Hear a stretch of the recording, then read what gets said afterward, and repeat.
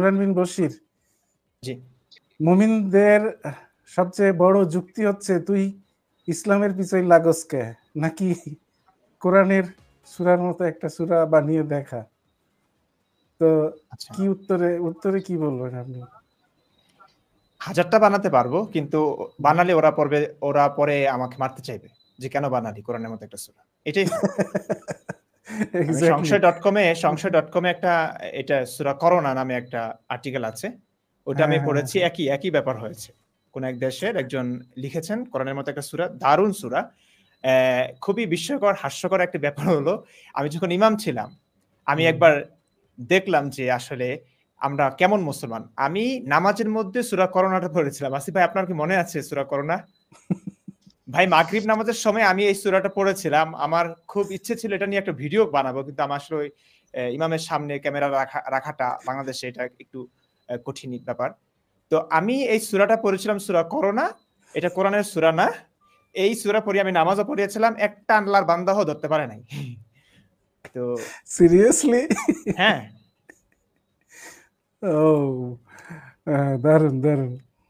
আচ্ছা, বলেন, আপনি শেষ করেন, আমি কিন্তু থামাইনি আপনাকে। না, এখানে আসলে বললে অনেক কথাই। আপনি দেখেন অনেকেই বানিয়েছে। প্রথম কথা হচ্ছে কোরআনের মতো একটা সূরা, সবচেয়ে স্টুপিড একটা চ্যালেঞ্জ আমার কাছে মনে হয় এটা।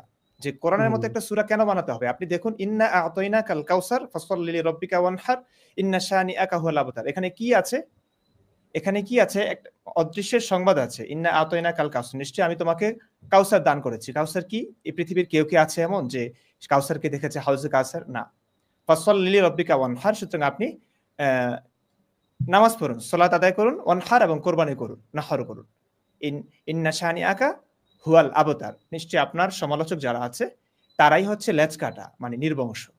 নবীকে নিয়ে যারা বলতো যে আপনি এতগুলো দাসী ছিল, এতগুলো স্ত্রী ছিল, এক খাদিজা ছাড়া আর কারো থেকে সন্তান হয় নাই, তে পুত্র সন্তান নাই, তো নবীকে লেজ কাটা বলতো, মানে নির্বংশ বলতো, আপনার কোনো বংশ নাই।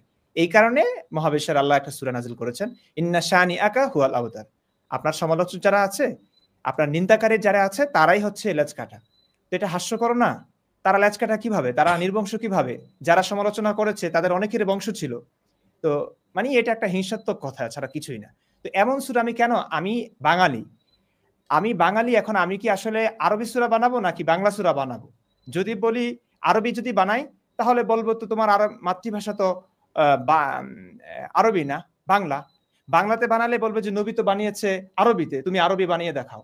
মানে এদের কিন্তু মানে সমস্যা শেষ হবে না। এরা কোনো না কোনোভাবে গোঁজামিল দিয়ে ওইটা বলবে, কোরআনের চ্যালেঞ্জটাকে খুব বড় মনে করবেই।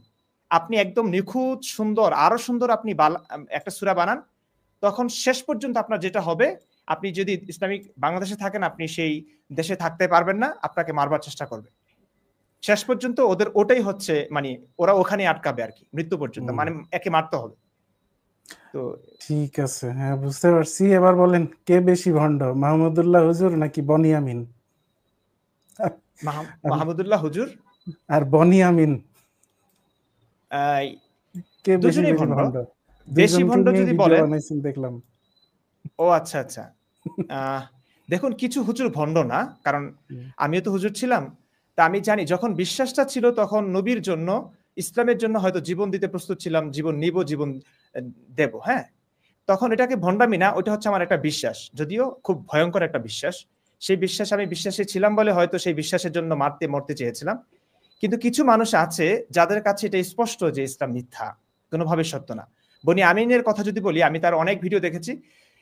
সেখানে সে বাংলাদেশের যত বড় বড় ইসলামিক স্কলার আছেন, সাইদি থেকে শুরু করে সকলকে নিয়ে তিনি ভিডিও বানিয়েছেন, ইচ্ছে মতো গালাগাল দিয়েছেন। সেই মানুষটা হঠাৎ করে শিবিরের জয়ে সে এখন শিবির হয়ে গেছেন, জামাতি হয়ে গেছেন, এখন ইসলামের পক্ষে কথা বলছেন। তো আমার কাছে মনে হয় এরাই বেশি ভণ্ড, যারা স্পষ্ট জানবার পরেও শুধু ধর্মটাকে ব্যবহার করে, এবং এই ব্যবহারটা খুব বেশি রাজনীতিবিদরা করছেন।